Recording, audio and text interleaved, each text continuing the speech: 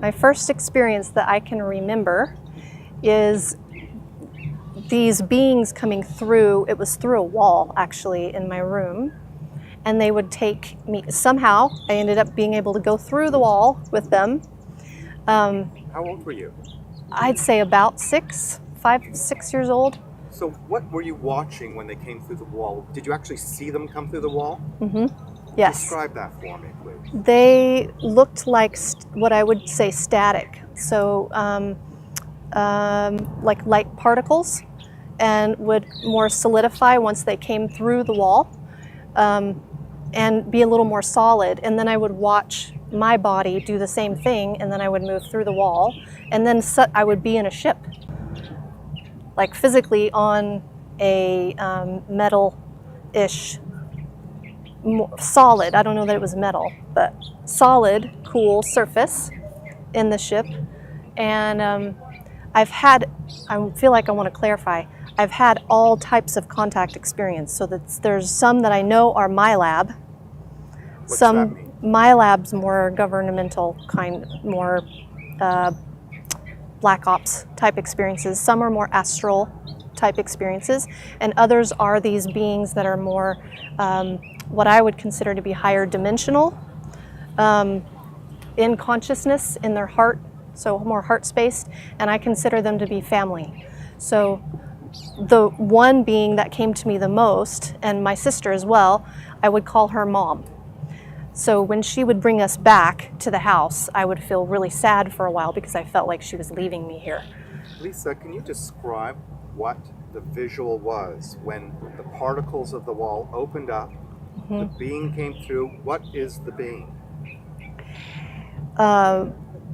Tall, they were tall, more, it's like they moved almost like they did, it's almost like rubbery. So real graceful, I'd call them graceful. So they would be like light, so they looked like little beads of light. And then they would solidify, and it looked like they had a glow, like from the inside out, like they were glowing. Were they humanoid looking like us? Mm-hmm. So head, 2 arms, legs, no genitals, just long, tall What color beings. were Silvery, purplish, blue, kind of iridescent. they? Eyes? Big, big, big eyes. What color? Deep, like a shell. So like in shells or oil where it looks like that. So they were like, what I would say like oil. No iris or anything like that, just all deep one color. Almond, big. Mm-hmm. So those classic big tapering off eyes? Yeah, but not like where they come up and wrap around. More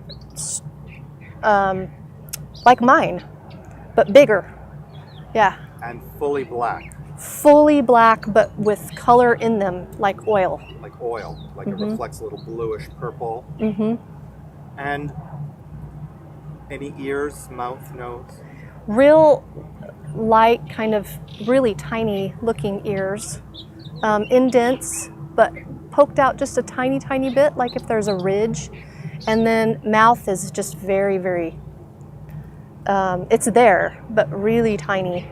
All telepathic, no verbal. So they communicated telepathically? But it's more like experience, telepath, not like words. So instead of words, it would be like a,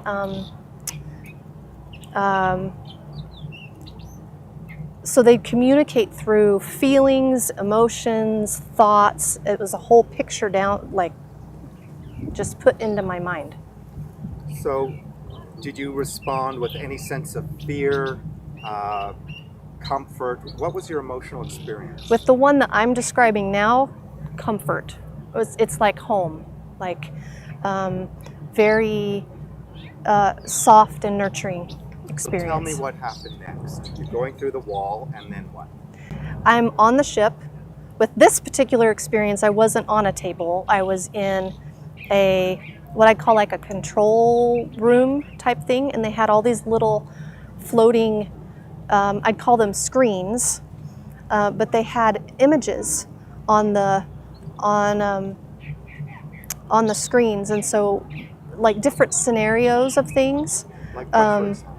Like for instance, say someone was getting hurt, and then people were running to them and helping them. Human people? Humans, yeah, all humans. And then like another one was an animal attacking somebody. And what I discovered later is it had to do with the response, the emotional response, the compassion, the need to help. It's like they were learning and tracking how I was responding. So this was an experiment to see your emotional response to attacks on innocent beings, animal and human. What happened next? So that went on for a while, and then we moved to another room in this particular memory where my sister and I, it was like we had an object, like what kind of like a ball, but there it was more like an orb, like see-through, and we were passing it back and forth and doing things with it. And you were passing them back and forth physically or using your mental power? Mentally. So it was floating, like to her and then to me, and then there were other ones in the room watching us do this thing. And so at one point it was like we could feel this excitement or joy or some kind of a enthusiasm about it, and the ball went from me to that being automatically. So I don't know if they pulled it to them or if it was like a response to give it to them, because I felt good about their reaction. This is happening with my twin sister. Your twin sister at the age of? That wouldn't be my five-year-old. I was about 8, I'd say around 8 years old. Combining those experiences. Yeah. Okay. So what else is in the craft? Can you describe it for me? Everything is lit. It's all lit up, like as if it's got its own light, like it's lit from the inside. So there's no lights. I didn't see any lights in the ship. It's like it just kind of glows from the inside. And it's bigger than it looked like. So it's like as if you could go into one room and then expand it into another room and then do another room. Like everything's round. So no square gel, edges? No square edges. It's Everything's soft, almost gel-like. Like if you were to touch it, your finger would go kind of in a little bit. And even when you were walking on, things felt cold to me, but it was not an uncomfortable cold, not like, so I'm thinking of the MyLab type experiences, not like that. So those kinds of experiences are very solid and like the metal table that I was starting to go into before.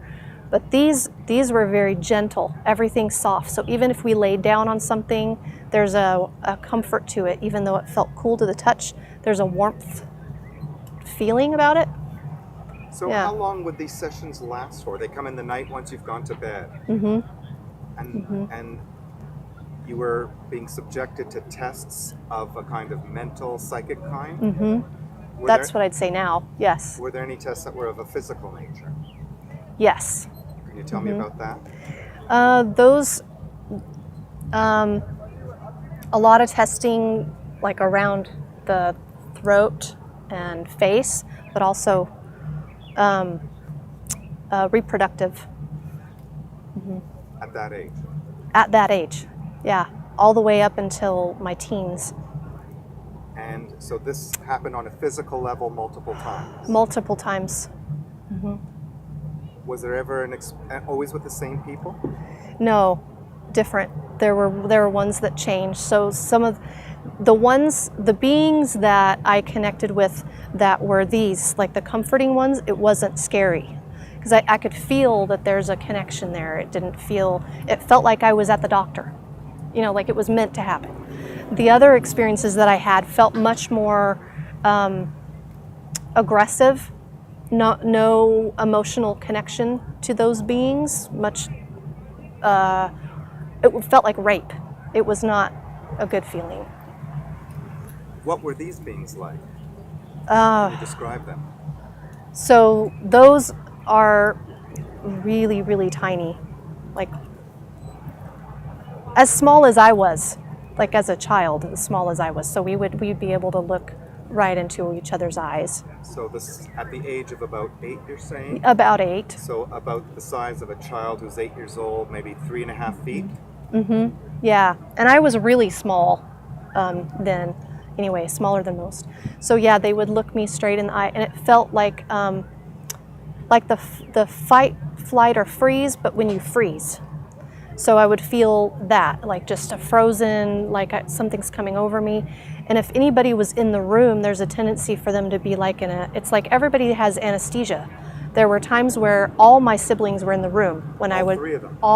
Well, I had other siblings too. Oh. And everyone would, I could shake them and they wouldn't move. Now, this is happening on a physical 3D level, or is it on another dimension? Physical. Physical. And your sisters recall that as well? My sister, so my oldest triplet sister has crossed over. She's not here. She's died at 18 months old. But my triplet sister, she's alive. She recalls things here and there, but she won't admit to any of it. It's Why?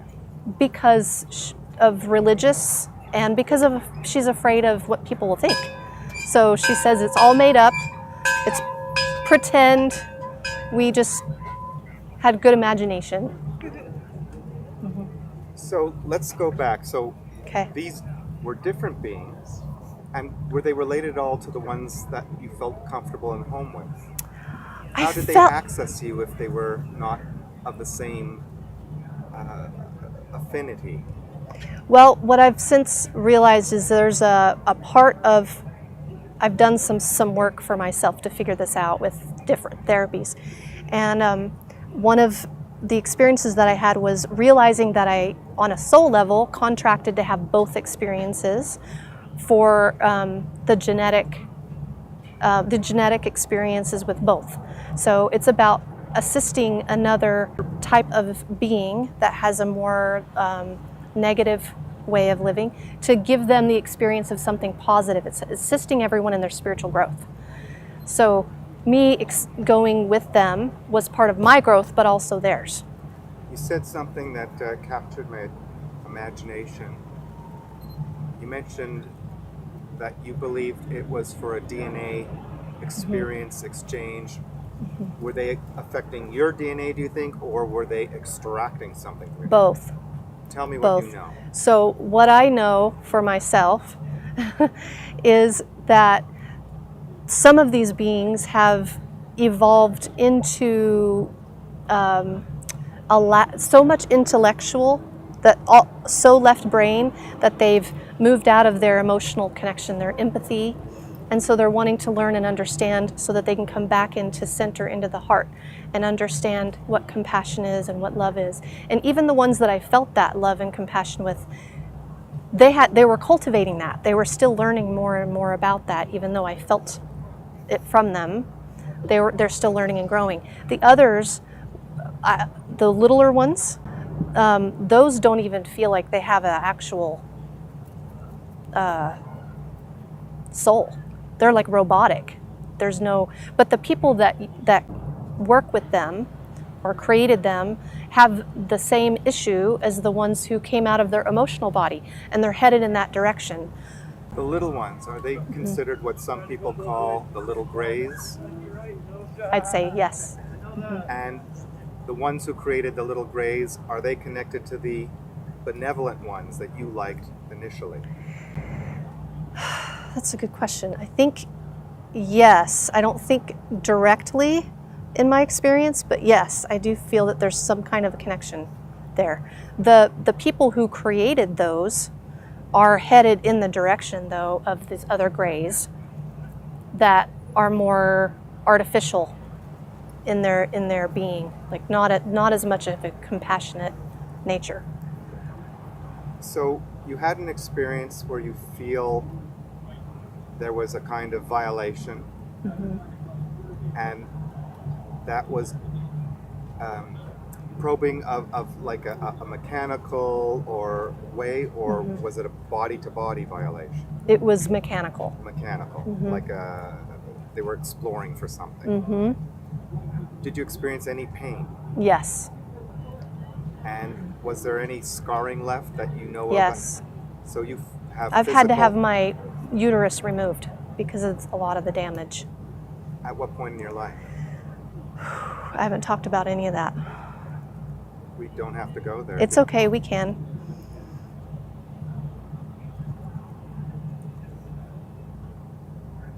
Just decompose. Take your time.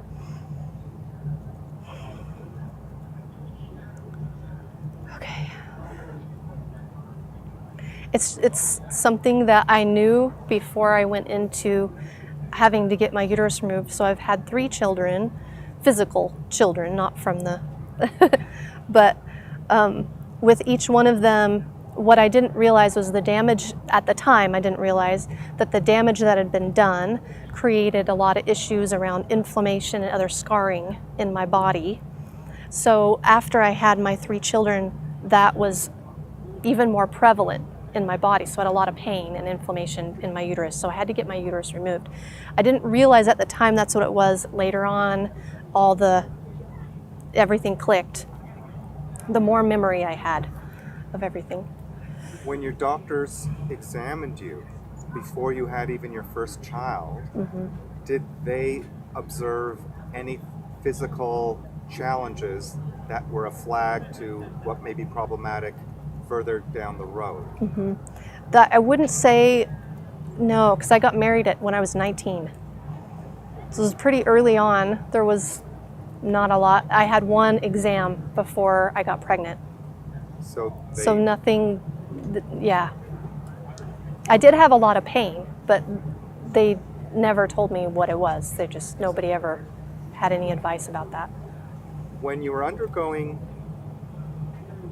all your experiences on craft, because you were jumping a little bit, you had one at around the age of 6 with a loving, benevolent, family-like presence who you called mom. You jumped to an experience when you were around 8 years old where there was the small, childlike sized grays who were violating you physically.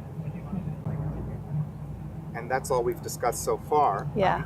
Want to know, was there any sense of communication from any of them while this was ongoing? Yes. What do you remember or understand of that communication? What I remember and understand with the more compassionate ones is that somehow we're family.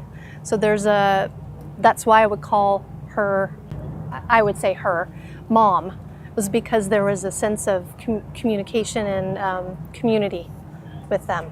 In fact, I've never said this before either, but I remember feeling like my parents weren't actually my parents, that this was my real family. So when they would come and bring me back to the house, I'd wonder why my mom was leaving. So I'd often feel like I was being left behind here.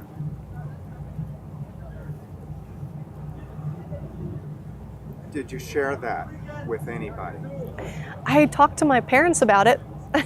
What happened? Well, so because I was born early, there's this attachment issue. So a lot of what I did as a child was considered just growth and development issues and attachment problems. So it wasn't seen as anything unusual. It was just like, oh, that's just developmental problems.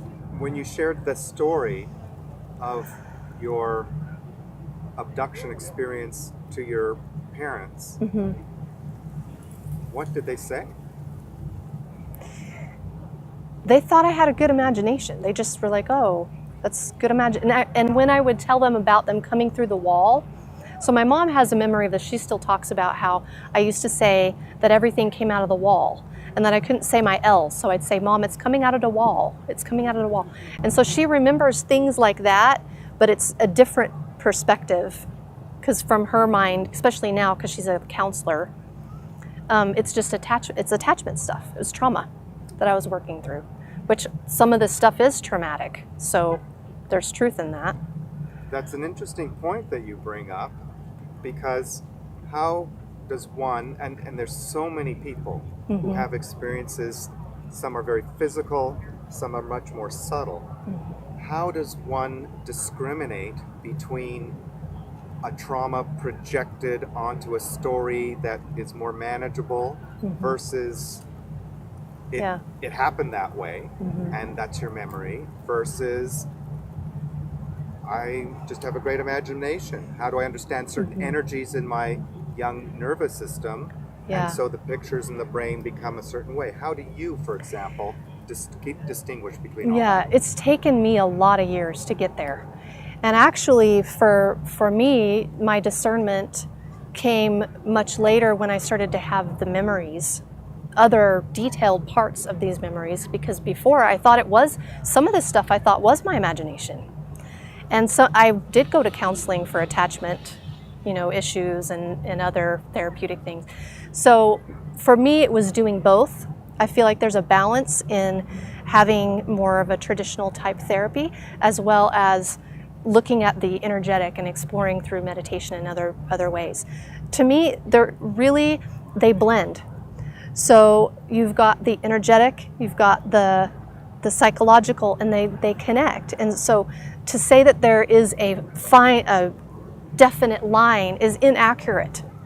It blends. So really having a discernment from the heart is the main thing, coming from high heart, like a pure place. If you're coming from a place of like, I have this story that I need to share with everybody because I am so-and-so, well then it's coming from a place of power and ego.